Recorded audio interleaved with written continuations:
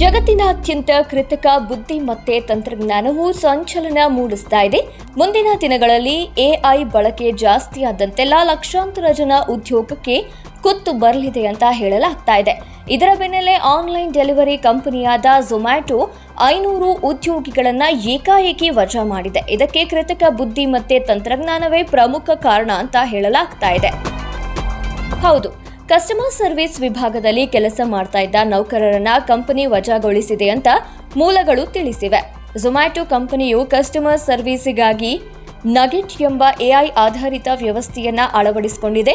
ಕೃತಕ ಬುದ್ಧಿಮತ್ತೆ ತಂತ್ರಜ್ಞಾನದ ನೆರವಿನಿಂದ ಗ್ರಾಹಕರ ಸಮಸ್ಯೆಗಳಿಗೆ ಪರಿಹಾರ ಸೂಚಿಸೋದೇ ನಗೆಟ್ ವ್ಯವಸ್ಥೆಯಾಗಿದೆ.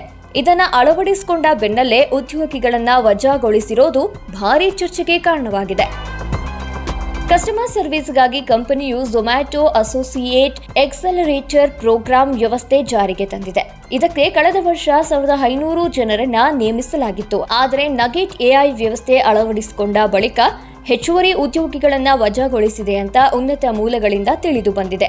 ನಗೆಟ್ ಎಐ ವ್ಯವಸ್ಥೆ ಜಾರಿಯಿಂದಾಗಿ ಆಟೋಮ್ಯಾಟಿಕ್ ಆಗಿ ಗ್ರಾಹಕರ ಸಮಸ್ಯೆಗಳಿಗೆ ಪರಿಹಾರ ಸೂಚಿಸಲಾಗ್ತಾ ಇದೆ.